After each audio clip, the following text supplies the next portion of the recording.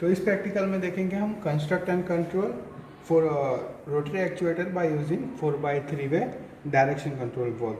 तो ये हमारा रोटरी एक्चुएटर है हाइड्रोलिक मोटर, और ये 4x3 वे डायरेक्शन कंट्रोल वॉल्व है, और ये प्रेशर रिलीफ वॉल्व है। तो सर्किट स्टार्ट करने से पहले पावर पैक यूनिट को हम ऑन कर लेते हैं। पावर पैक यूनिट ऑन होने के बाद आपका सप्लाई सिमिलर यहाँ से आ रहा है आपका प्रेशर रिलीफ वॉल्व के पी में, और टी जो है वो हमें ये टैंक फोर मैनिफोल्ड को कनेक्ट कर दिया है प्रेशर रिलीफ वॉल्व को। उसके बाद ये टी लगा के पैरेलल कनेक्शन हमने किया है 4x3 वे वॉल्व के पावर पोर्ट में।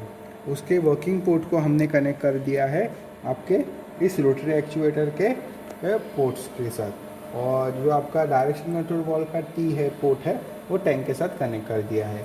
ये जो आपका डायरेक्शन कंट्रोल वॉल्व है ये 4x3 वे डायरेक्शन कंट्रोल वॉल्व है, यानी कि 4 पोर्ट्स और 3 पोजीशन 1 2 3 पोजीशन पे काम करेगा। तो ये 3 पोजीशन पे काम करेगा, इसलिए देखो दोस्तों कि जैसे मैं लेफ़्ट साइड की पोजीशन ले रहा हूँ वैसे आपका रोटरी मोटर घूमने लग रही है, और ये रोटरी मोटर आपकी एंटी क्लॉकवाइज घूम रही है। जैसे मैं प्रेशर सेट करूँगा, प्रेशर बढ़ाऊँगा, वैसे रोटरी मोटर की स्पीड भी बढ़ जाएगी।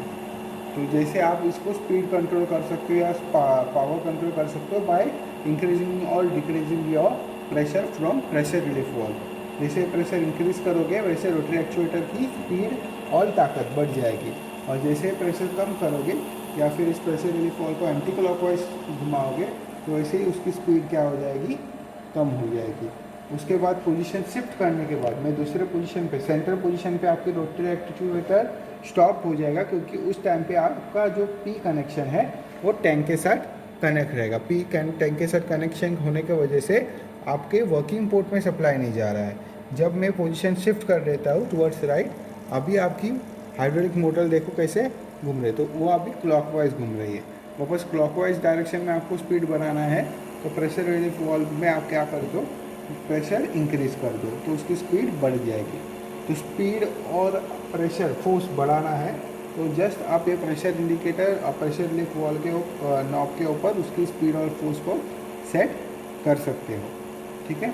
और उसकी डायरेक्शन चेंज करनी है तो आप with the help of direction control valve उसका डायरेक्शन चेंज कर सकते हो। तो इस तरीके से दोस्तों आपका 4x3 वे वॉल्व के साथ रोटरी एक्चुएटर काम करता है।